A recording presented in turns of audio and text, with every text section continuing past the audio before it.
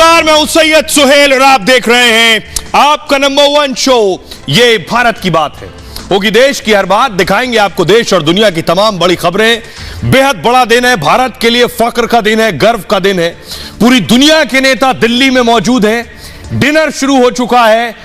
उम्मीद करते हैं आप सभी पूरी तरह से फिट होंगे, स्वस्थ होंगे और सेहतमंद होंगे। आइए शुरुआत करने जा रहे हैं उस खबर के साथ जिससे आपको फख्र होगा, गौरव होगा, यह एहसास होगा कि भारत आज दुनिया के नेता को न सिर्फ बुला रहा है बल्कि शाही डिनर दिया गया है। ये सारे नेताओं को शाही डिनर, शुरुआत हो चुकी है। 7 बजे का वक्त था। ये तस्वीर आप देख रहे हैं, यह है भारत मंडपम। इस जगह पर डिनर दिया जा रहा है जो पूरी तरह से रोशनी में नहाया है, पूरी तरह से तैयार है वेलकम के लिए। तस्वीर मैं आपको दिखाने जा रहा हूं यहां कौन कौन डिनर के लिए पहुंचे हैं। अगली तस्वीर दिखाई, प्रधानमंत्री नरेंद्र मोदी और राष्ट्रपति द्रौपदी मुर्मू। राष्ट्रपति ने यह डिनर दिया है और प्रधानमंत्री नरेंद्र मोदी अगवानी के लिए पहुंचे। दुनिया के जितने नेता हैं 170 लोगों को डिनर पर बुलाया गया है। अगली तस्वीर, कौन कौन पहुंच गया है ये आप देख रहे हैं। जो बाइडेन, अमेरिका के राष्ट्रपति जो बाइडेन डिनर के लिए पहुंच गए हैं। द्रौपदी मुर्मू और प्रधानमंत्री नरेंद्र मोदी ने अमेरिका के राष्ट्रपति बाइडेन का स्वागत किया है। काफी देर तक बात की है। बैकड्रॉप में जो आप देख रहे हैं पीछे, ये नालंदा यूनिवर्सिटी की तस्वीर है। नालंदा जो भारत में शिक्षा के लिए, ज्ञान के लिए, दर्शन के लिए जाना जाता है। बहुत से छात्र जो यहां से निकले, बहुत से वो छात्र जिन्होंने विज्ञान में बड़ी उपलब्धि पाई, उसके लिए बड़ा नाम है नालंदा का। इसलिए नालंदा बैकड्रॉप में, और बाइडेन को बताया भी नालंदा यूनिवर्सिटी के बारे में पीएम मोदी ने। अगले नेता जो डिनर के लिए आ चुके, ब्रिटेन के पीएम, फुल स्क्रीन लीजिए तस्वीर, ब्रिटेन के पीएम ऋषि सुनक भी पहुंच चुके हैं डिनर के लिए। अपनी पत्नी के साथ पहुंचे। उनकी पत्नी भारतीय मूल की है, नारायण मूर्ति की सुपुत्री है। ऋषि सुनक ब्रिटेन के प्रधानमंत्री हैं। अगले नेता ये आपको दिखाने जा रहा हूं, फ्रांस के राष्ट्रपति इमैनुअल मैक्रो भी डिनर के लिए पहुंच गए हैं। फ्रांस के जो राष्ट्रपति हैं कल नहीं आ पाए थे, आज ही आए हैं और डिनर के लिए भारत मंडपम में पहुंच गए। प्रधानमंत्री नरेंद्र मोदी ने उनका स्वागत किया। अगले नेता देखिए जरा, दुनिया के अगले नेता कौन से हैं अब आप देख रहे हैं। ये फूमियो किशिदा है, जापान के पीएम फूमियो किशिदा भी आए, पत्नी के साथ आए हैं, वो भी डिनर के लिए पहुंच चुके हैं। अगली तस्वीर दिखाइए जरा, कौन सा नेता नहीं आया है बस ये आप सोचिए।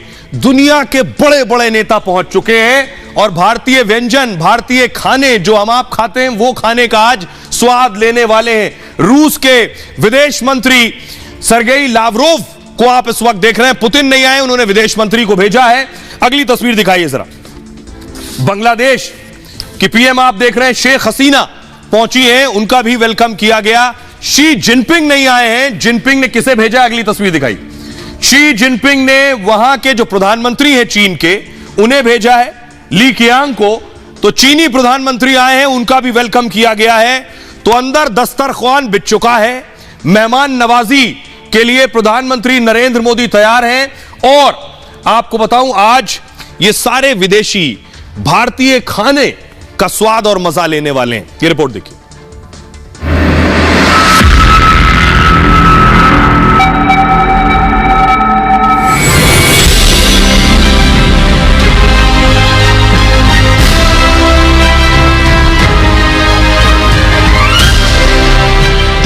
दुनिया का सबसे बड़ा डिनर हो रहा है। राष्ट्रपति मुर्मू और मोदी मेजबान हैं और दुनिया के बड़े बड़े वर्ल्ड लीडर इसमें मेहमान हैं। इस डिनर पार्टी में अमेरिकी राष्ट्रपति जो बाइडेन आए, ब्रिटेन के पीएम ऋषि सुनक आए, मैक्रो और मेलोनी जैसे बड़े बड़े नेता आए हैं। भारत मंडपम में ग्लोबल मंथन के बाद अब खाने का स्टॉल सजा है। गोलगप्पे से लेकर मसालेदार चटनी के साथ अब चर्चा हो रही है। मतलब भारत के स्वाद के साथ हो रहा है ग्लोबल संवाद। अब आइए आपको बताने जा रहा हूं कि आखिर क्या क्या खाने में बना है। ये जितने नेता पहुंचे हैं, इन्हें क्या क्या खाने में परोसा जाने वाला है वो आपको बताने जा रहा हूं। इनके लिए खास डिश, दुनिया का कोई शहर बचेगा नहीं। ये देख रहे हैं आप, ये है तैयारी। जो जो नेता पहुंच चुके हैं, ऑस्ट्रेलिया के पीएम को आप देख रहे हैं एंथनी एल्बनीज, ऋषि सुनक आप आगे देख रहे हैं, प्रधानमंत्री के आगे आप देख रहे हैं जापान के PM Fumio Kishida, Joe Biden के हाथ में भी प्लेट है, और फ्रांस के राष्ट्रपति इमैनुअल मैक्रो भी खाने का मजा ले रहे हैं। ये सारे राष्ट्राध्यक्ष पहुंच चुके हैं अंदर। अब मैं आपको बताने जा रहा हूं खाने में क्या बना है। खाने में वो चीजें हैं जो किसी के भी मुंह में पानी ला दें। देसी पकवान देखिए क्या है।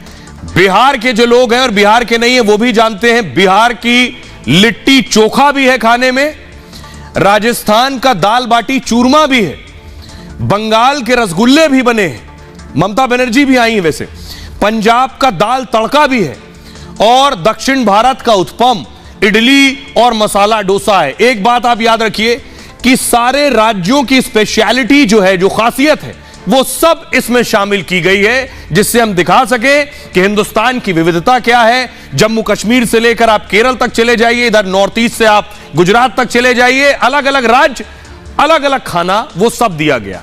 कर्नाटक का मैसूर का मसाला डोसा भी है, मालाबार का पराठा और वथक्कल भी है। यह है हर राज्य का खाना। आगे बढ़ते हैं। हमारे देश में स्ट्रीट फूड मशहूर है, वैसे विदेशों में भी स्ट्रीट फूड का बहुत चलन बढ़ गया है।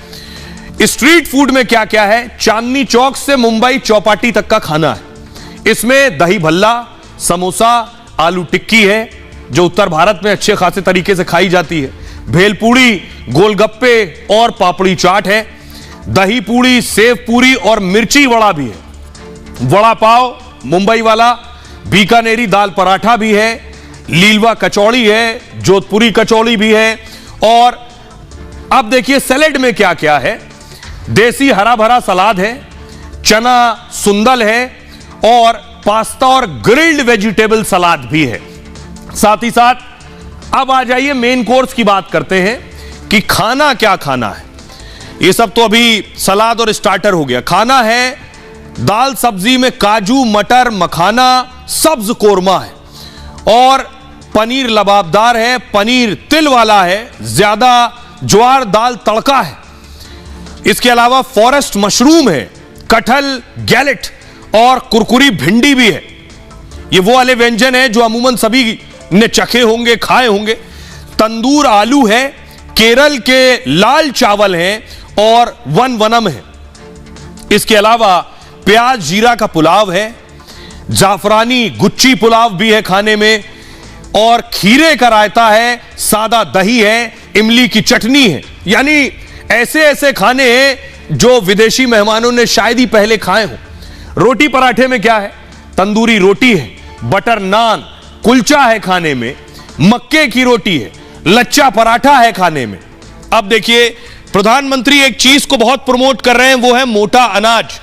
अब मोटे अनाज में क्या है? देखिए मोटे अनाज को प्रधानमंत्री इसलिए प्रमोट कर रहे हैं, भारत में मोटा अनाज होता है, इसका एक्सपोर्ट बढ़े। अब हर चीज से पीछे मकसद हिंदुस्तान और हिंदुस्तान के लोग और किसान हैं। ज्वार का सूप है मोटे अनाज में, और कुट्टू के नूडल्स हैं।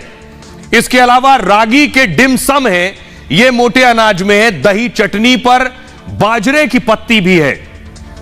अब स्वीट डिश, खाना खाने के बाद कुछ मीठा हो जाए, इसके लिए जलेबी है, मलाई घेवर है, पिस्ता कुल्फी भी है। ये सारे इंतजाम है। अंगूरी रसमलाई है, केसर पिस्ता रसमलाई भी है खाने में, गाजर का हलवा है और अंजीर का हलवा है विदेशी मेहमानों के लिए। मोतीचूर के लड्डू, जोधपुरी मावा कचौड़ी है। यानी एक स्टॉल से शुरू करेंगे तो दूसरे स्टॉल तक पहुंचने से पहले ही पेट भर जाएगा। स्ट्रॉबेरी आइसक्रीम है, मलाई कुल्फी है, श्रीखंड है। ये सारे पकवान हैं। इसमें मिश्री मावा, खीर, पुडिंग, मेवे की मिठाई। मुझे लगता नहीं है मेन्यू का कोई और विकल्प बचा है। इतने पकवान हैं, इतने पकवान हैं, आप अंदाजा लगा सकते हैं कि ये सुबह से लेकर शाम तक भी खाएंगे तब भी खत्म नहीं होने वाले हैं। अब जरा सुनिए, अमेरिकी प्रवक्ता है, उनका नाम है मार्गरेट मैक्लियोड, जिनसे हमारी सहयोगी सुचारिता ने बात की कि भारतीय खाना विदेशियों को और खासतौर से बाइडेन साहब को बहुत पसंद है, अमेरिकन को बहुत पसंद है। वो क्या कहनी है, सुनिए। हिंदुस्तानी खाना बहुत एंजॉय कर रही हूँ, और यहाँ के मेरे सहेली दोस्त और सहयोगी को मिलने बहुत पसंद करती हैं। यहाँ पर आप देख रहे हैं बहुत से लोग आए हुए हैं अलग अलग देशों से। आपको लग रहा है वो भी इंडियन फूड उतना ही उनको मज़ा आ रहा है खाने में? जी, सब लोग अपना टेस्ट है, लेकिन मेरा ख्याल में काफ़ी बातचीत हो रही है इस शानदार मेज़बानी के बारे में। आपने सुन लिया, ये अमेरिकी विदेश विभाग की प्रवक्ता को आप सुन रहे थे। अब आपको सुनवाने जा रहा हूं जो आयोजन समिति के सदस्य हैं, खाने का इंतजाम करना और सारे ऑर्गेनाइज करने में लगे हुए मुकेश परदेसी, उन्हें सुनिए जरा। राष्ट्रपति जी का वो रात्रि भोज है, उसमें सारे शिखर नेता होंगे, उनके स्पाउसेज होंगे और उनके सीनियर मिनिस्टर या और एक दो हाई रैंकिंग ऑफिशियल होंगे। फिर हमारे साइड से जो G20 सेक्रेटेरिएट से जुड़े हुए हैं विदेश मंत्री और कैबिनेट मिनिस्टर, शेरपा और हाई रैंकिंग ऑफिशियल्स, तो इस तरह से डिनर की व्यवस्था है। और ये एक तरह से इतने देश के लोग आ रहे हैं तो उनके भी स्वाद का ख्याल रखा जाएगा उस दिन। हाँ, हम जब मेनू बनाते हैं तो इस बात का जरूर ध्यान रखते हैं कि उनको भी पसंद हो, उनके स्वास्थ्य, उनके टेस्ट, उनका हेल्थ, हाइजीन, ये सब का ध्यान रखा जाए। क्योंकि अगर किसी को कोई एलर्जी है या कोई पर्टिकुलर फूड या एलिमेंट अवॉइड करते हैं तो हमारे जो प्रोटोकॉल या जो टीम है वो होटल के साथ बात करके उसको उस तरह के आइटम्स को हटा देती है। अब आपको एक और बड़ी बात बताने जा रहे हैं। भारत मेहमान नवाजी में कितना आगे है, हिंदुस्तान के आगे कोई नहीं है। तैयारी करते हैं तो ऐसी करते हैं कि दुनिया याद रखे। ये है बर्तन, ये बर्तन है जो टेबल पर लगाए गए हैं जिसमें खाना खाना है। चांदी के बर्तन हैं, खास बनवाए गए, तैयार करवाए गए, महीनों पहले ऑर्डर दिया गया था। फुल स्क्रीन लीजिए जरा, ये चांदी के बर्तन है जिसमें खाना परोसा जाना है। दुनिया के आए मेहमानों को। अगली तस्वीर दिखाने जा रहा हूं, खास तैयार किए गए हैं। अगली तस्वीर देखिए जरा। चांदी के अलावा ये कुछ और बर्तन है, ये सोने के बर्तन है। सोने और चांदी के बर्तन में खाना परोसा जाएगा इन मेहमानों को। ऐसे बर्तनों में कभी खाना नहीं खाया होगा इन्होंने। अब आइए मैं आपको दिखाने जा रहा हूं बर्तन कहां से बनवाए गए सोने चांदी के, कब ऑर्डर दिया गया, किसने ऑर्डर दिया गया, कब तैयार किए गए, क्योंकि खास मेहमान आ रहे थे। और इससे भारत की साख, भारत का दम, भारत के अंदर क्या जज्बा है, क्या कर सकता है। आपके घर में मेहमान आते हैं तो जो सबसे शानदार बर्तन है उनमें ही खाना दिया जाता है, इसलिए खास तैयारी की गई। मेहमानों के खाने के लिए यह खास बर्तन बनवाए गए कि बाइडेन एंड टीम आ रही है तो बर्तन अच्छे हों। उन्होंने सोने चांदी के बर्तनों में खाना परोसा जा रहा है। इन बर्तनों में सोने की प्लेट, कटोरी और चम्मच है, तो चांदी की ट्रे, गिलास, जग और चमचमाती थाली भी है। इसके लिए बाकायदा जयपुर में एक कंपनी को ऑर्डर दिया गया था और G20 के मेहमान जयपुर के बने बर्तनों में आज खाना खा रहे हैं। जयपुर में से 15,000 सोने चांदी के बर्तन पिछले हफ्ते ही मंगवा लिए गए थे दिल्ली। इन बर्तनों को 200 कारीगरों ने 50,000 घंटे में तैयार किया है। सोने चांदी के बर्तन में खाना परोसने की खास वजह है भारत की चमकदार संस्कृति और विरासत दिखाना भी है। जो पुराने घर हैं उनमें आज भी चलन है इस तरह के बर्तनों में खाना। हमारे यहां तांबे के बर्तनों में खाने का भी चलन है। भारत में पहले राजा महाराजाओं के लिए खास थाली हुआ करती थी, उन्हें भी सोने चांदी के बर्तनों में खाना परोसा जाता था। इसी तरह बाइडेन, सुनक जैसे नेताओं को भी खाना परोसा जा रहा है इन बर्तनों में। और आपको बताऊं, सोने चांदी के बर्तनों में खाना ज्यादा देर तक ताजा रहता है, मतलब इन बर्तनों में भारतीय भोजन का स्वाद और ज्यादा बढ़ जाएगा। हालत ये होगी इन नेताओं की जो विदेश से आए हैं भारतीय खाना खाकर कि उंगलियां चाटने लगेंगे खाना खाकर। सुनिए जरा, ये बर्तन कहां से बनवाए गए। जयपुर में जिस जगह पर हमारे सहयोगी अमरदीप उस जगह पर गए जहां ये बर्तन बनाए गए, जिन कारीगरों ने बनवाए उनसे बात की। सुनिए। दुनिया भर की नजरें भारत पर टिकी हुई हैं क्योंकि G20 की अध्यक्षता भारत कर रहा है। रिपब्लिक भारत ऐसा पहला चैनल है जो आपको उस जगह लेकर के आया है जहां पर तमाम दुनिया के शक्तिशाली लोग जिस टेबल पर बैठ कर खाना खाएंगे उनके लिए जो कटलरी सेट है, जिस थाली सेट है, उसको तैयार किया जा रहा है। ये एक्सक्लूसिव तस्वीरें आप देख सकते हैं उस फैक्ट्री से जहां पर हजारों की तादाद में, करीब 20 से 22 हजारों की तादाद में ये कटलरी सेट, चम्मच, फोक और थाली, कटोरी जो है वो बनाई जा रही है। यहाँ पे आप देखेंगे तो कटोरी जो है ये सिल्वर कटोरी है लेकिन इसमें गोल्ड जो है गोल्ड लुक दिया गया है। इस गोल्ड लुक को किस तरीके से फाइनल टच दिया जा रहा है, एक एक चीज को बारीकी से जांचा जा रहा है, परखा जा रहा है। यहाँ पे आप पॉलिशिंग होते हुए उन कटोरियों को देखेंगे जिनको अंतिम टच दिया जा रहा है। ये वो कटोरी है, आपको दिखाऊंगा, जिस पर ये डिजाइन जो है वो बहुत अच्छी सी बनाई गई है और ये सिल्वर की कटोरी है। सिल्वर की कटोरी के साथ में ये छोटी सी प्लेट आप यहाँ देखेंगे जो कि चटनी वगैरह के लिए सर्व करने के लिए होती है। तो ये वो बर्तन तैयार हो रहे हैं जो आज भारत मंडपम में लगे हैं, जिसमें बाइडेन, सुनक और सऊदी के प्रिंस बिन सलमान खाना खाने वाले। अब बहुत से लोग ये कहेंगे कि खाना खिलाकर क्या होगा, तो बड़ी बात ये, बहुत से काम खाना खिलवा कर ही हो जाता है और इसको कहते हैं डिनर डिप्लोमेसी। ये नाम आपने सुना होगा, डिनर डिप्लोमेसी। दिल्ली में दुनिया का सबसे ताकतवर डिनर हो रहा है, यह कहा जाए तो बिल्कुल ठीक है। अब ये होगा क्या, बड़ी बात ये, जो खाना खा रहे हैं सोने चांदी के बर्तन में, इससे क्या होगा। भारत के G20 गाला डिनर पर दुनिया भर की नजर है। गाला डिनर, बड़े आयोजन में होने वाला जो रात्रि भोजन है, इसे कहते हैं गाला डिनर। विदेशी मेहमानों के स्वागत में मेजबान देश इसमें डिनर रखता है, यानी विदेशी मेहमान आए तो भारत मेजबान है, भारत ने डिनर रखा। गाला डिनर एक आम डिनर पार्टी भर नहीं होती है। डिनर के जरिए देश अपनी संस्कृति, अपनी विविधता दिखाता है। देश का राष्ट्रपति हो या प्रधानमंत्री हो, वही खाने का मेन्यू तय करता है कि खाने में क्या क्या बनेगा। वैसे G20 की डिनर पार्टी राष्ट्रपति द्रौपदी मुर्मू जी ने दी है, लेकिन खबर है कि डिनर में खाने की लिस्ट प्रधानमंत्री नरेंद्र मोदी ने तय की और इसमें देसी पकवान और स्ट्रीट फूड को ज्यादा महत्व दिया जाता है। डिनर में भारत के 400 से ज्यादा पकवान शामिल किए गए हैं। आपको बताऊं, सभी व्यंजन शाकाहारी हैं, शुद्ध वेजिटेरियन। साथ ही मोटे अनाज को भी शामिल किया गया है। बड़ी मीटिंग के बाद डिनर टेबल पर वर्ल्ड लीडर बैठते हैं, उनके बीच अनौपचारिक चर्चा यानी हंसी मजाक होता है। खाने की टेबल में कई बार बड़े बड़े मुद्दों पर सहज चर्चा हो जाती है, क्योंकि नेता जब ऑफिशियली मिलते हैं तो पहले से तैयार होता है बातचीत क्या करेंगे, लेकिन डिनर पर जब मिलते हैं तो हो सकता है बहुत कुछ और सोचते हो। डिनर पे खाने की टेबल पर मिलते हैं तो बहुत से वो मुद्दे जो जटिल हैं वो भी सुलझ जाते हैं। लजीज स्वाद खाने का होता है, खुशनुमा माहौल होता है, आसानी से सहमति बन जाती है। गोलगप्पे और चाट के साथ गंभीर मसले पर मजेदार बात हो सकती है। मोदी जापान के प्रधानमंत्री को इससे पहले भी आपको याद होगा गोलगप्पे खिला चुके हैं, ये तस्वीर वही है। अमेरिका के अरबपति बिल गेट्स को प्रधानमंत्री मोदी ने डोसा बनाने पर उनकी तारीफ की थी।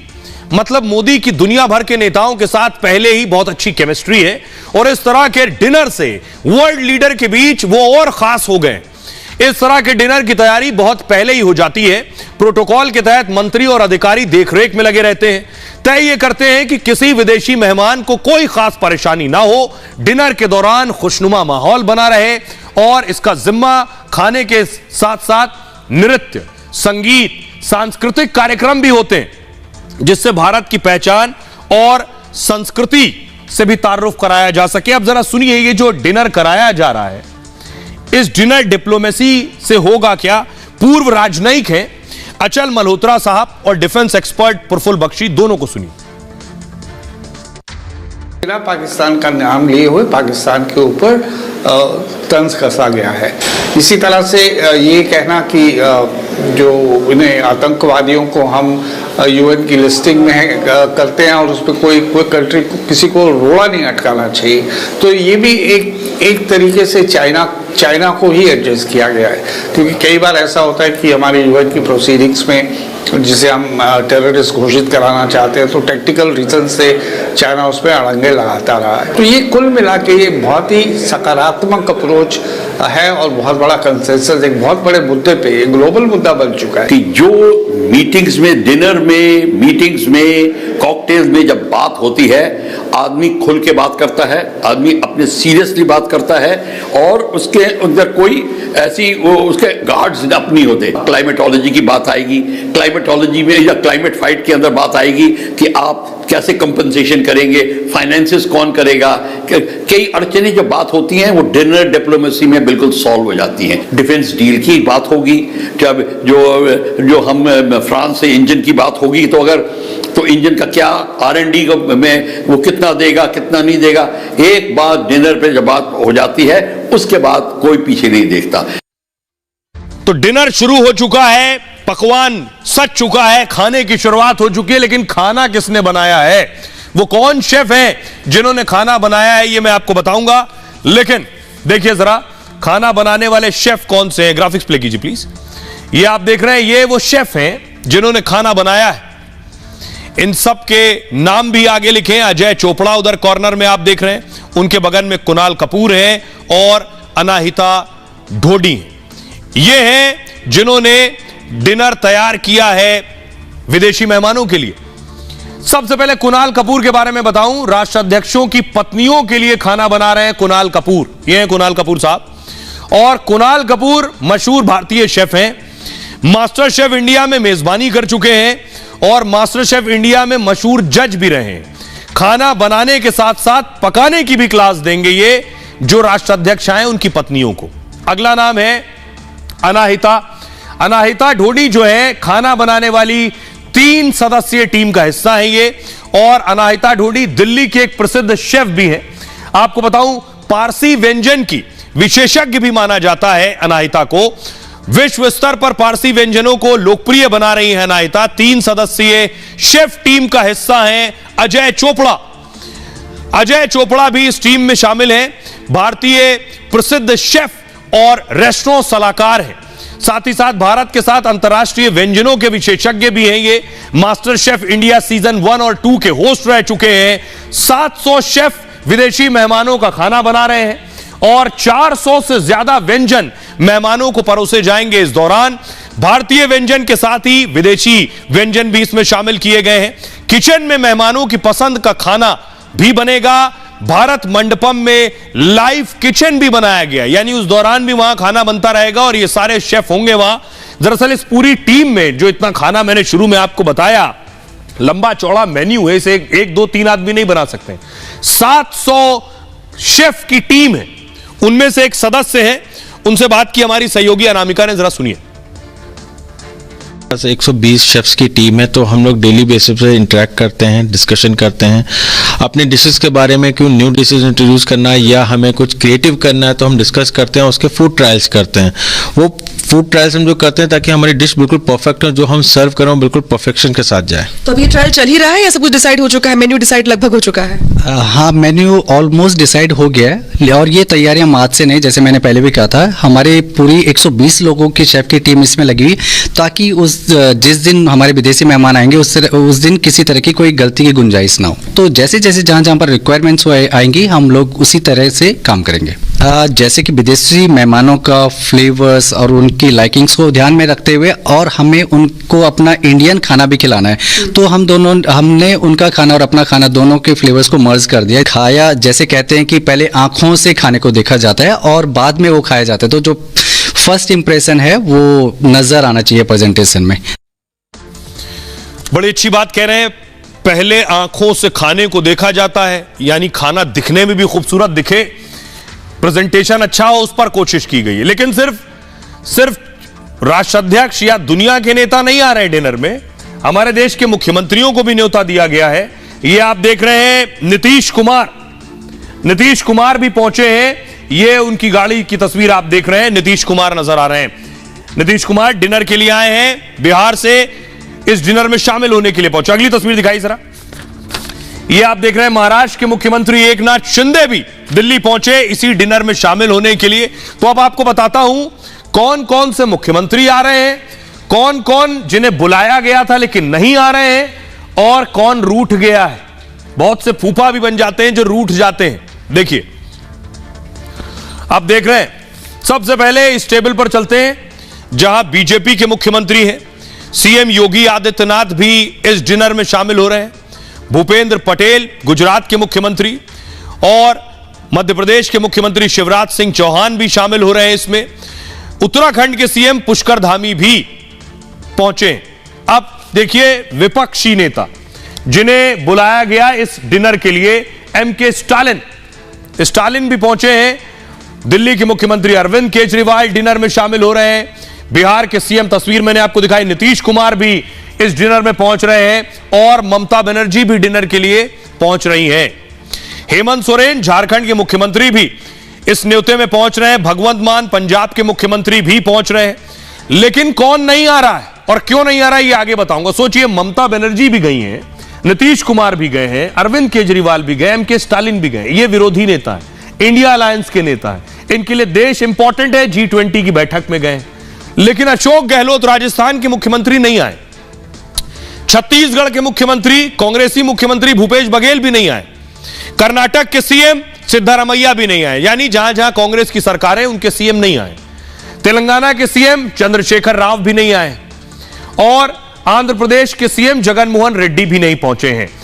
अब पूर्व प्रधानमंत्रियों को बुलाया गया था, जिसमें जो है मनमोहन सिंह साहब, जिनका स्वास्थ्य खराब है, वो भी नहीं आ रहे हैं। HD देवेगौड़ा अपने हेल्थ इश्यूज की वजह से, स्वास्थ्य ठीक नहीं है, वो भी नहीं आ रहे हैं। तो ये लोग पहुंच रहे हैं और इतने लोग नहीं पहुंच रहे हैं। अब मैं आपको सुनाने जा रहा हूं छत्तीसगढ़ के मुख्यमंत्री जो नहीं आ रहे हैं, भूपेश बघेल, ना आने पर क्या कह रहे हैं, सुनिए। देखिए, इसके पहले इंदिरा जी 40 साल पहले 100 राष्ट्र के उसके राष्ट्राध्यक्ष या प्रधानमंत्री आए थे। ये तो 20 में उसमें भी कुछ लोग नहीं आए हैं और उसमें भी विपक्षी नेताओं को आमंत्रित नहीं किए हैं, जिसमें खड़गे शामिल हैं। तो ये प्रचार प्रसार करने का एक तरीका है। अभी तक के तो उस बैठक का कोई रिजल्ट दिखाई दे नहीं रहा, लेकिन अब आने वाले समय में क्या बैठक का रिजल्ट निकलता है वो देखेंगे। अब सोचिए जरा, कांग्रेस के मुख्यमंत्री क्यों नाराज हैं? कांग्रेस के मुख्यमंत्री इसलिए नाराज हैं कि उनके अध्यक्ष हैं मल्लिकार्जुन खड़गे। वो कह रहे हैं हमारे अध्यक्ष को नहीं बुलाया तो हम नहीं जाएंगे। मल्लिकार्जुन खड़गे को नहीं बुलाया गया तो कांग्रेस पार्टी ने हंगामा कर दिया, जबकि इस डिनर में सिर्फ मंत्रियों और मुख्यमंत्रियों को बुलाया गया था। इसीलिए अशोक गहलोत और भूपेश बघेल को बुलाया गया था, जेपी नड्डा को भी नहीं बुलाया गया। किसी राजनीतिक दल के नेता को नहीं बुलाया गया, न जेपी नड्डा को बुलाया गया, न अखिलेश यादव को बुलाया गया और इसीलिए ना ही मल्लिकार्जुन खड़गे को बुलाया गया। लेकिन कांग्रेस देखिए क्या हंगामा काट रही। कांग्रेस बवाल कर रही है कि हमें सम्मान नहीं दिया, हमारे अध्यक्ष को नहीं बुलाया। देश की दूसरी सबसे बड़ी पार्टी है, अपोजिशन पार्टी है, नहीं बुलाया। अब तस्वीर ही देख सकते हैं घर से जो नहीं आए हैं। कांग्रेस कह रही है खड़गे को ना बुलाने पर कांग्रेस का विरोध है। कहा है ऐसा वही संभव है जहां लोकतंत्र नहीं है। विपक्ष के नेता को ना बुलाना तानाशाही है, कांग्रेस कह रही है। सरकार को असहमति का सम्मान करना चाहिए। खड़गे के ना बुलाने का पर विरोध, लेकिन कांग्रेस के सीएम न्योते पर भी नहीं आए। बड़ी बात यह है कि खड़गे साहब को नहीं बुलाया गया तो नहीं आए, लेकिन इस पर नाराज है। लेकिन जिन मुख्यमंत्री को बुलाया गया वो भी नहीं आए। गहलोत बघेल ने कहा है कि दिल्ली में पाबंदी की वजह से नहीं आए। वो कह रहे हैं दिल्ली में विमान नहीं उतर सकता इसलिए नहीं आए हैं, हमारे विमान और हेलीकॉप्टर को मंजूरी नहीं मिली। सवाल यह है कि फिर योगी आदित्यनाथ और शिवराज सिंह चौहान, ममता बनर्जी, ये सब कैसे आए यहां? बीजेपी कह रही G20 पर पूरे देश के लिए गौरव और इतिहास का क्षण है। G20 भारतीय लोकतंत्र का यह सबसे बड़ा आयोजन है, इसमें किसी पार्टी अध्यक्ष को न्योता नहीं दिया गया है और बीजेपी अध्यक्ष जेपी नड्डा को भी न्योता नहीं दिया गया है। सभी राज्य के मुख्यमंत्रियों को ही निमंत्रण दिया गया था। गृह मंत्रालय ने कहा मुख्यमंत्रियों के विमान पर कोई रोक नहीं थी, सिर्फ कांग्रेस के सीएम के लिए कैसे पाबंदी हो सकती है भला? नीतीश और हेमंत सोरेन पाबंदी के बाद भी कैसे आ गए? फिर बीजेपी ये बात कह रही, सुनिए बीजेपी के नेता मुख्तार अब्बास नकवी क्या कह रहे हैं। तो राहुल गांधी ने कहा है कि जो डिनर हो रहा है कम से कम उसमें राष्ट्रीय कांग्रेस के जो अध्यक्ष है खड़गे उनको बुलाना चाहिए था कि किसी तरह से जो इतने बड़े सम्मेलन। देखिए एक चीज बताया, अभी तो वो डिनर जो है वो भारत के लोग जो है सम्मान कर रहे हैं, ये विदेश में बैठ करके भारत का अपमान में करने में लगे हुए हैं। और ये जो चंडाल चौकड़ी है इसकी धमा चौकड़ी जो है वो हमेशा तब शुरू होती है जब देश की धाक धवल बढ़ती है। अब आइए आपको बताता हूं, खड़गे जी को नहीं बुलाया गया, बहुत नाराज है कांग्रेस पार्टी, नाराज है। राहुल गांधी विदेश में थे, राहुल गांधी विदेश से कह रहे हैं मेरे नेता को नहीं बुलाया, लेकिन बड़ा दिलचस्प है, खड़गे को नहीं बुलाया तो हंगामा हो गया। लेकिन आप याद करिए, बीजेपी कह रही है, विरोधी कह रहे हैं 15 अगस्त आपको याद है, प्रधानमंत्री नरेंद्र मोदी 15 अगस्त पर पहुंचे, देश के बड़े बड़े नेता 15 अगस्त पर पहुंचे, लेकिन खड़गे जी 15 अगस्त पर नहीं पहुंचे। देश का जो सबसे बड़ा पर्व है, अगली तस्वीर दिखाइए, खड़गे जी की कुर्सी खाली थी। खड़गे जी 15 अगस्त पर नहीं पहुंचे, जहां इनवाइटेड थे, बुलाया गया था, विपक्ष के नेता पार्टी के अध्यक्ष के तौर पर नहीं पहुंचे, कुर्सी खाली थी। लेकिन G20 में नहीं बुलाया गया तो नाराज है, हंगामा है। अगली तस्वीर दिखाइए। लेकिन खड़गे जी 15 अगस्त को झंडा फहरा रहे थे पार्टी दफ्तर पे, अपने मतलब 15 अगस्त पर लाल किले नहीं पहुंचे। अब सवाल बड़ा यह है कि बीजेपी सवाल कर रही है इसीलिए कि जब आपको बुलाया गया था तो आप गए नहीं, और जब नहीं बुलाया गया तो आप हंगामा कर रहे हैं। यह तस्वीर आप देख रहे हैं, यह 15 अगस्त को झंडा फहरा रहे थे खड़गे साहब और लाल किले पर कुर्सी खाली थी। 15 अगस्त को मल्लिकार्जुन खड़गे को न्योता दिया गया था, लेकिन लाल किले के उस कार्यक्रम से खड़गे ने दूरी बना ली। स्वतंत्रता दिवस के कार्यक्रम में उनकी कुर्सी खाली रही, क्योंकि पहले से न आने की कोई जानकारी नहीं दी थी उन्होंने। उन पर प्रधानमंत्री के कार्यक्रम के बहिष्कार के आरोप लगे। बाद में खड़गे ने सफाई दी, खुद ही सफाई में कहा सुरक्षा की वजह से वो लाल किले नहीं गए, क्योंकि चेकिंग बहुत होती है। मुझे कांग्रेस दफ्तर में भी झंडा फहराना था, खड़गे साहब ने कहा, और मैं पीएम के जाने से पहले वहां से निकल नहीं पाता, फंस जाता, इसलिए नहीं गया। मतलब खड़गे ने 15 अगस्त में सुरक्षा का हवाला दिया था और नहीं आए। अब उस लिहाज से आप सोचिए, G20 में तो बहुत तगड़ी सुरक्षा है, विरोधी कह रहे हैं वहां सुरक्षा का हवाला था, यहां सोचिए कितनी बड़ी सुरक्षा है। यहां तो जमीन से आसमान तक सिक्योरिटी ही सिक्योरिटी है। G20 के आयोजन में कड़ी जांच के बाद ही एंट्री मिलती है, ऐसे में तो खड़गे का आना और ज्यादा मुश्किल हो जाता। फिर ग्लोबल आयोजन पर बुलाने पर ना आना सही नहीं होता। अब खड़गे को भी जवाब मिल गया, एक तरफ उनके ना आने पर हंगामा बरपा है, इससे बेहतर जवाब क्या हो सकता है। अब जरा सुनिए क्या कुछ कह रहे नेता। वो तो मोदी जी की आदत है, वो कभी भी नहीं चाहेंगे जहां लाइमलाइट हो वहां विपक्ष को बुलाया जाए। विपक्ष को न बुलाना, दुनिया भर के लोगों को बुलाना, अरबों खरबों रुपए खर्च देना, इसका हिसाब जनता को देना पड़ेगा। फिर भी मैं शुभकामनाएं देता हूँ। यहाँ G20 चल रही है और कांग्रेस के नेता है ब्रसेल्स में जाके भारत की आलोचना कर रहे हैं। मतलब मुझे तो आश्चर्य होता है कभी कभी कांग्रेस पार्टी पर भी। और ये I.N.D.I.A, और इसलिए मैं कहता हूं अपने भाषण में, ये लोग 28 दल इकट्ठा हुए हैं एक लहर देखते हुए। लहर भारतीय जनता पार्टी की केवल नहीं, एनडीए सरकार की केवल नहीं, लहर 140 करोड़ देश की जनता की। घमंडिया गठबंधन शून्य की सरकार है और प्रधानमंत्री नरेंद्र मोदी जी के नेतृत्व में पुण्य की सरकार है। चलिए, जो नहीं गए हैं उन पर तो हंगामा हो रहा। हमारे सियासी दलों को वजह चाहिए हंगामे की, लेकिन आपको डिनर के अंदर लिए चलते हैं। फुल स्क्रीन लीजिए जरा। ऋषि सुनक और निर्मला सीतारमण को आप देख रहे हैं, वित्त मंत्री। ये एक्सक्लूसिव तस्वीर इस वक्त आपकी टीवी स्क्रीन पर है, डिनर के अंदर की तस्वीर है, भारत मंडपम के अंदर की तस्वीर आप देख पा रहे हैं। ब्रिटेन के पीएम ऋषि सुनक और उनसे बात कर रही है वित्त मंत्री निर्मला सीतारमण। और अंदर देखिए, मेहमान से भरा हुआ अंदर जो आप देख रहे हैं पूरा ये हॉल, जिसमें खाने के इंतजाम किए गए हैं। ब्रिटेन के पीएम से बात करती हुई वित्त मंत्री निर्मला सीतारमण।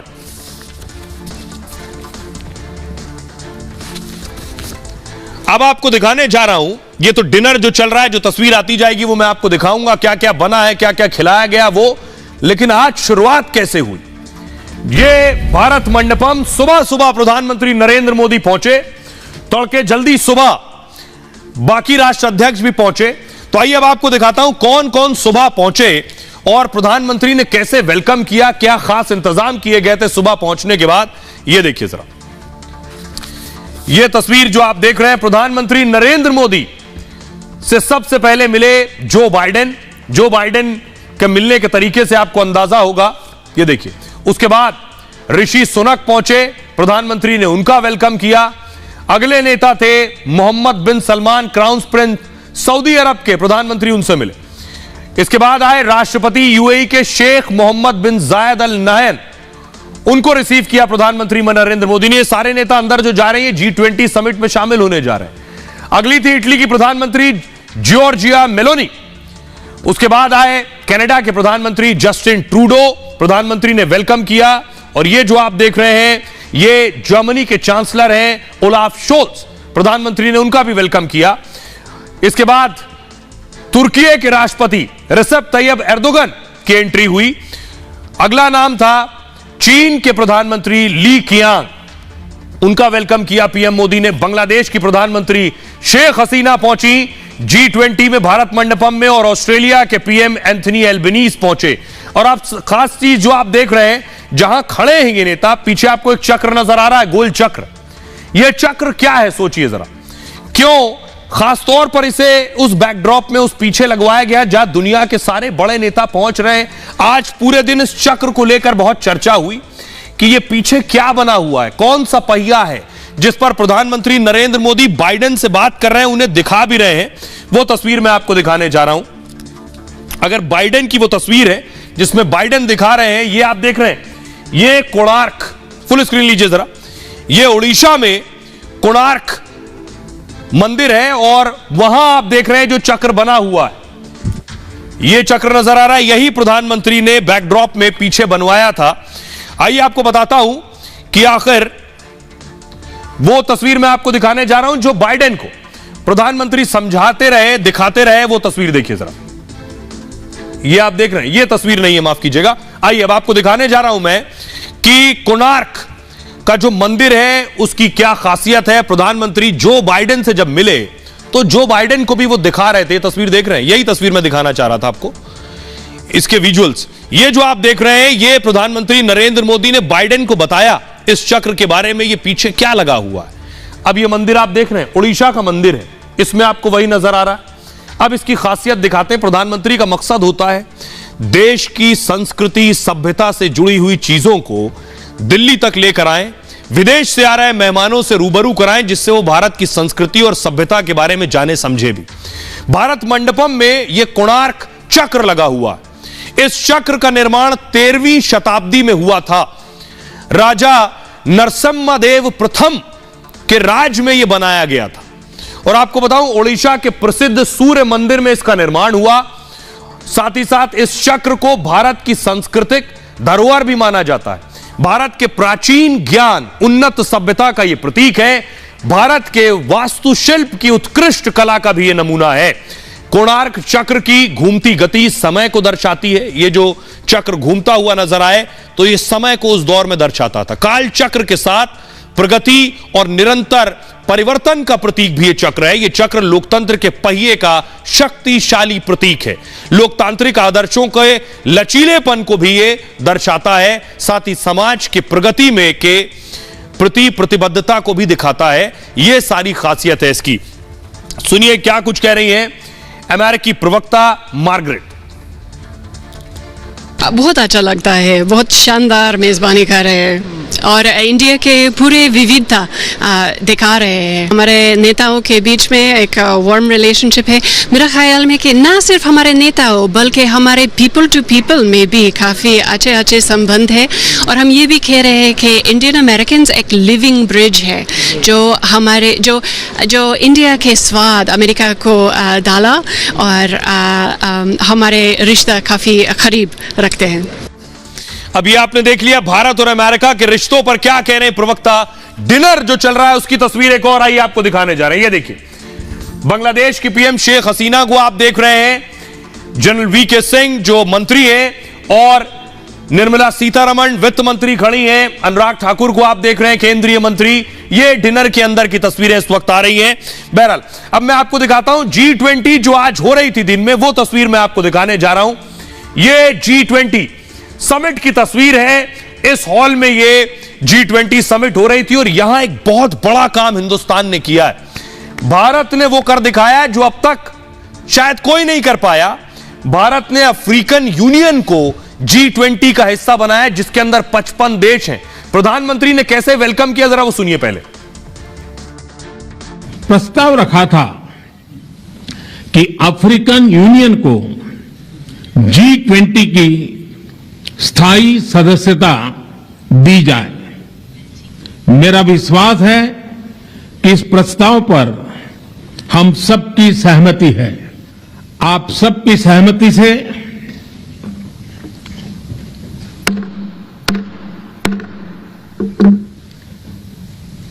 आगे की कार्रवाई शुरू करने से पहले मैं अफ्रीकन यूनियन के अध्यक्ष को G20 के स्थायी सदस्य के रूप में अपना स्थान ग्रहण करने के लिए आमंत्रित करता हूं।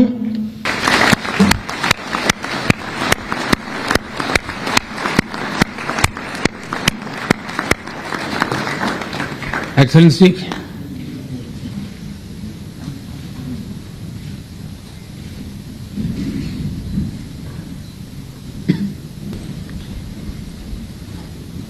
यूनियन के हेड को विदेश मंत्री रिसीव करने जा रहे हैं। उसके बाद देखिए प्रधानमंत्री मोदी ने गले लगाया उन्हें।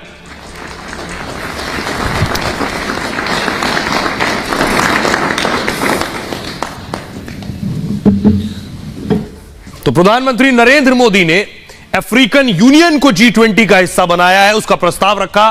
वो तस्वीर भी आपने देखी और यह बहुत बड़ा अचीवमेंट है। G20 में भारत की बहुत बड़ी कूटनीतिक जीत है। अफ्रीकी संघ G20 का स्थायी सदस्य बन गया है। पीएम मोदी ने इसकी पहल की थी। G20 की बैठक के दौरान मोदी ने इसका ऐलान किया। आप सभी की सहमति के साथ आज से अफ्रीकी यूनियन G20 का स्थायी सदस्य बनने जा रहा है। मोदी की घोषणा के बाद तमाम नेताओं ने तालियां बजाई, वो आपने देखा। इसके बाद विदेश मंत्री अफ्रीकी यूनियन के अध्यक्ष को मंच पर लेकर आए। प्रधानमंत्री ने उन्हें गले लगाए। तस्वीर आप देख रहे हैं। अफ्रीकन यूनियन के स्थायी सदस्य बनने से 55 देशों को फायदा होगा। अफ्रीकन यूनियन की स्थापना 26 मई 2001 को हुई थी। 2002 में दक्षिण अफ्रीका के डरबन में इसे लॉन्च किया गया था और G20 का दायरा भी बढ़कर अब 21 देशों का हो गया है। अफ्रीकी यूनियन भी उसमें शामिल है, जैसे यूरोपियन यूनियन उसका हिस्सा है। अब आपको दिखाने जा रहा हूं G20 में एक और अलग चीज देखने को मिली जिस पर पूरे देश में बात हो रही है। वो चीज आखिर क्या है? वो है प्रधानमंत्री नरेंद्र मोदी की यह तस्वीर। फुल स्क्रीन लीजिए जरा इस तस्वीर को, फिर मैं बताऊंगा इसमें क्या खास है। यह तस्वीर आप देख रहे हैं। इस तस्वीर में खास यह है, यह तस्वीर तो आपने प्रधानमंत्री की बहुत से प्रोग्राम में देखी होगी, लेकिन प्रधानमंत्री के आगे जो प्लेट लगी है जिसमें देश का नाम लिखा है, उसमें आपको जो लिखा दिख रहा है वो इससे पहले नहीं दिखा। लिखा हुआ है भारत, यानी प्रधानमंत्री भारत के राष्ट्रीय अध्यक्ष हैं, यह लिखा हुआ है। इसका जो मतलब और मायने वो बहुत अलग हो जाता है। अब मैं आपको बताने जा रहा हूं इसके बाद फौरन क्या नेताओं ने लिखा है। यह आप देख रहे हैं पीएम मोदी के आगे देखिए जो प्लेट रखी हुई है, नेम प्लेट, उस पर लिखा हुआ है भारत। अब इधर देखिए, इस पर ट्वीट किया केंद्रीय मंत्री स्मृति ईरानी ने, उम्मीद और विश्वास का नया नाम भारत है। इशारा इसी तरफ था। अनुराग ठाकुर केंद्रीय मंत्री, उन्होंने लिखा यही समय है, सही समय है, यह भारत का समय है, वो लिख रहे हैं। अब यह खबर इसलिए बड़ी है क्योंकि मैं आपको बताऊं इससे पहले क्या लिखा जाता था। अगली तस्वीर दिखाइए। यह आप देख रहे हैं प्रधानमंत्री नरेंद्र मोदी बैठे हैं और आगे जो प्लेट लगी है इंडिया लिखा जाता था। इस इंडिया की जगह अब भारत लिखा जा रहा है, इसलिए यह खबर है। अब आपको बताऊं कि नाम को लेकर पिछले कई दिनों से हंगामा हो रहा था, कब कौन सा नाम आया, नामों के बारे में इतिहास क्या कहता है, जल्दी से संक्षेप में आपको जानकारी दे दूं कौन सा नाम कब आया। साल 440 ईसा पूर्व, यानी ईसा मसीह के जन्म से 440 साल पहले इंडिया नाम आया। ग्रीक इतिहासकार हेरोडोटस ने इसका जिक्र किया है इंडिया शब्द का 440 ईसा पूर्व। एशिया के पूर्व में जहां सबसे पहले सूर्योदय होता है, इंडिया उसके सबसे करीब है, यह उन्होंने लिखा। 300 ईसा पूर्व, ईसा मसीह के पैदा होने के 300 साल पहले इंडिया और इंडिके शब्द का इस्तेमाल हुआ है। इंडिया जो पूर्व और दक्षिण में समुद्र से घिरा हुआ है, पश्चिम में सिंध नदी से लगा देश, उत्तर में पर्वत से घिरा हुआ है। और यह इतिहासकारों ने जब लिखा, जो मैं आपको हवाला दे रहा हूं, इतिहासकारों ने जब लिखा, उन्होंने उनकी किताबों से यह नाम मिलता है। इसका मतलब यह बताते हैं कि ईसा, इतने ईसा पूर्व 400 450 साल ईसा पूर्व इंडिया शब्द का इस्तेमाल होता था। 262 ईस्वी में हिंदुस्तान शब्द का इस्तेमाल हुआ। ईरान के शिलालेख में हिंदुस्तान का जिक्र है। और इससे पहले आपको बताऊं, जो भारतवर्ष है, पहली शताब्दी ईसा पूर्व, विष्णु पुराण में भारतवर्ष का जिक्र है और इसमें समुद्र के उत्तर में और हिमालय के दक्षिण में यह लिखा हुआ जो देश है उसे भारत कहते हैं। अब आपको सुनवाते हैं, सुनिए जरा इस पर। अब हंगामा होना लाजमी था क्योंकि प्रधानमंत्री नरेंद्र मोदी के आगे भारत लिखा था। हर चीज पर सियासत भी करनी है। क्या कह रहे हैं कांग्रेस नेता प्रमोद तिवारी और Ramdas Athawale? Bharat that is India, ये तो ध्यान भटकाने के लिए, क्योंकि मुंबई मीटिंग हो रही थी, ये शगुफे छोड़े गए। अगर आप भारत की बात करते हो तो आपने इंडिया का अपमान किया। उस समय आप कहाँ थे? खेलो इंडिया, जागो इंडिया, सो इंडिया, सब तो इंडिया इंडिया आप ही कर रहे थे। आज हमारा नाम इंडिया हो गया गठबंधन का, तो आप इंडिया हटा देंगे भारत से, भारत की पहचान खत्म कर देंगे विश्व में। मतलब भारत ये हमारा पहला ओरिजिनल नाम है। इंडिया तो बाद में इंग्लिश नाम आया और भारत को हम मतलब भूल रहे थे, लेकिन भारत को भूलना तो मुश्किल है। हम भारतीय है, भारत है, इसका हमें अभिमान है। ये कॉन्स्टिट्यूशन में भी मतलब हमारी शपथ उसमें हम लेते हैं। तो मुझे लगता है कि भारत लिखने में कोई बहुत ही अच्छी बात है। माननीय नरेंद्र मोदी जी के सामने इंडिया के बजाय भारत था, तो ये बहुत बड़ी गौरव की बात है। और कंट्रोवर्सी तो कोई भी इश्यू पर की जा सकती है, लेकिन कंट्रोवर्सी का विषय नहीं है। अब आपको बताने जा रहा हूं आज कौन सी बड़ी कामयाबी हासिल हुई है। आज जो बैठक हुई G20 की, इस बैठक से क्या निकल कर आया? वैसे भारत पर जो बात हो रही थी, आज के जो डिक्लेरेशन, जो चीजें प्रस्ताव में आई, उसमें लगभग 5 बार भारत शब्द का इस्तेमाल किया गया है। इंडिया नहीं, भारत। यह आप देख रहे हैं G20 की भव्य समिट। G20 घोषणा पत्र पर सहमति बनी है। घोषणा पत्र में 9 बार आतंकवाद का जिक्र है। बहुत से देशों को चुभा होगा यह शब्द। 4 बार यूक्रेन का जिक्र है। यूक्रेन के संदर्भ में रूस का नाम नहीं है। अमेरिका, यूरोप रूस के खिलाफ कड़ी भाषा चाहते थे। रूस और चीन जंग के जिक्र का विरोध कर रहे थे। ऐसे में घोषणा पत्र पर सहमति बड़ी सफलता है। विदेश मंत्री एस जयशंकर का बड़ा बयान आया, वो बाली था, ये दिल्ली है। एस जयशंकर ने कहा 37 पेज के घोषणा पत्र में आतंकवाद की निंदा की गई है। One earth, one family, one future का संदेश दिया गया है। डिजिटल इंफ्रास्ट्रक्चर पर जोर दिया है। 2030 तक सतत विकास का लक्ष्य है। सुनिए जरा प्रधानमंत्री नरेंद्र मोदी ने क्या कहा। कोविड-19 के बाद विश्व में एक बहुत बड़ा संकट विश्वास के अभाव का आया है। युद्ध ने इस ट्रस्ट डेफिसिट को और गहरा किया है।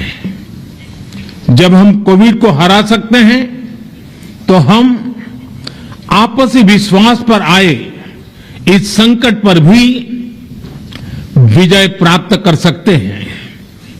आज G20 के प्रेसिडेंट के तौर पर भारत पूरी दुनिया का आह्वान करता है।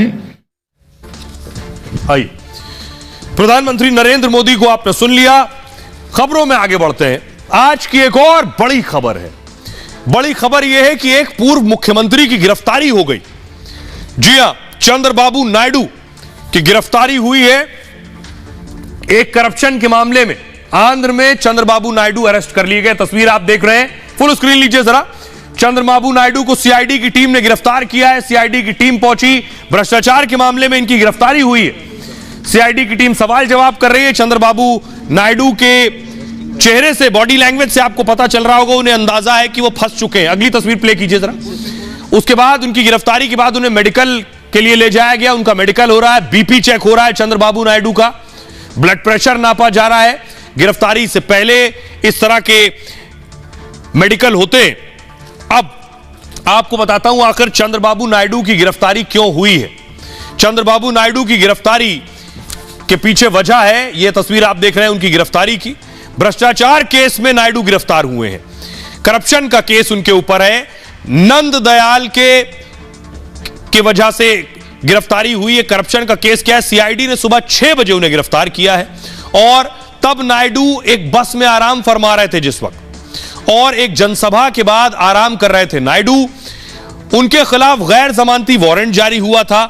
पुलिस ने पहले 3 बजे गिरफ्तारी की कोशिश की। उनकी गिरफ्तारी के लिए कुरनूल के डीआईजी खुद पहुंचे थे चंद्रबाबू नायडू के। टीडीपी कार्यकर्ताओं ने वहां हंगामा शुरू कर दिया, जिसके बाद सुबह 6 बजे गिरफ्तारी की गई और नायडू पर कई धाराएं भी लगाई गई हैं। इनमें 3 प्रमुख धाराएं लगाई गई हैं। कौन कौन सी?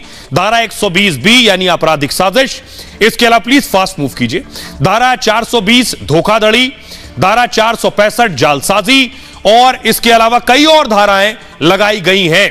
भ्रष्टाचार निवारण अधिनियम की धाराएं भी लगी हैं। गिरफ्तारी के बाद मेडिकल चेकअप कराया गया चंद्रबाबू नायडू का, जिसके बाद उन्हें विजयवाड़ा ले जाया गया है। विजयवाड़ा में उन्हें कोर्ट में पेश करना है। कोर्ट में सोमवार को अब सुनवाई होगी इस मामले में। शनिवार और रविवार को छुट्टी है। इस बीच नायडू के बेटे पर भी शिकंजा कस गया है। नायडू के बेटे नारा लोकेश हिरासत में लिए गए हैं। उन्हें ईस्ट गोदावरी से हिरासत में लिया गया है। पिता की गिरफ्तारी के बाद वो प्रदर्शन कर रहे थे। लोकेश ईस्ट गोदावरी में पदयात्रा कर रहे थे। लोकेश विजयवाड़ा जाने की कोशिश में थे। आइए आपको सुनवाते हैं, सुनिए जरा क्या कुछ कह रहे हैं प्रेम कुमार जैन और अठावले। 40 साल के राजनीतिक कैरियर के अंदर चंद्रबाबू नायडू साहब के ऊपर कभी भी कोई आरोप इस तरह का नहीं लगा है। ये वाईएसआरसीपी की एक घटिया राजनीति है। ये राजनीति प्रोपेगेंडा है जिसके अंतर्गत उनको इस तरीके से अरेस्ट किया गया है। किसी भी गिरफ्तारी से पहले उसको रीजन बताया जाता है कि किस वजह से किया जाता है। यहाँ पर ना कोई रीजन बताया गया, ना कोई अरेस्ट वारंट है, उसके बाद भी उनको अरेस्ट किया गया। हाँ, चंद्रबाबू नायडू ये मतलब आंध्र प्रदेश के कई बार मुख्यमंत्री भी रहे हैं। राजनीति में उनका बहुत ही बड़ा योगदान था। लेकिन अभी जो सीआईडी की इंक्वायरी जो चल रही थी, कोई करप्शन के चार्जेस उनमें थे। अब आपको बताता हूं कि किस मामले में चंद्रबाबू नायडू की गिरफ्तारी हुई है। क्या है करप्शन का मामला? देखिए जरा ग्राफिक्स प्ले कीजिए प्लीज। जो आरोप लगे हैं चंद्रबाबू नायडू पर, 2016 में नायडू ने एक कॉरपोरेशन बनाया था और Andhra Pradesh state skill development corporation था। स्किल डेवलपमेंट मतलब लोगों को स्किल करना था, हुनरमंद बनाना था। कॉरपोरेशन का काम युवाओं को ट्रेनिंग देना था। उन्हें ट्रेनिंग दी जाएगी ताकि उनका स्किल डेवलपमेंट हो सके, रोजगार उन्हें मिल सके। कॉरपोरेशन ने 3300 करोड़ की योजना बनाई। इसके लिए टेक कंपनियों से समझौते किए गए। ये तकनीकी कंपनियां उन्हें ट्रेन करेंगी। 10% राज्य सरकारों को देना था और 90% कंपनियों को लगाना था। हुआ क्या?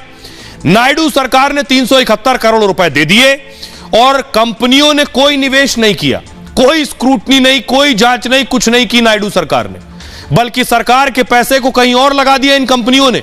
सीआईडी को 2018 में इसकी शिकायत मिली। क्या यह मिली भगत के साथ कंपनियों ने किया था? 371 करोड़ का मामला था। तब नायडू की सरकार थी, जांच रोक दी गई, सबूतों से भी छेड़छाड़ की कोशिश की गई उस दौरान। लेकिन इस साल सीआईडी ने जांच को आगे बढ़ाया है क्योंकि 2019 में जगन मोहन की सरकार आ गई। आरोप है कि नायडू की मिलीभगत से सब कुछ हुआ है। आरोप यह भी है कि कैबिनेट की मंजूरी नहीं ली गई थी। सरकार ने बिना टेंडर के प्रोजेक्ट शुरू किया था। अब इसके पीछे सियासत भी है। चंद्रबाबू नायडू बीजेपी से नजदीकी चाहते हैं। जगन मोहन रेड्डी के रिश्ते भी अच्छे हैं। तो चंद्रबाबू नायडू फिलहाल गिरफ्त में है। बहरहाल ये भारत की बात है में इतना ही। आप अपना और अपनों का बहुत बहुत ख्याल रखिए। रुक रहे हैं एक छोटे से ब्रेक के लिए।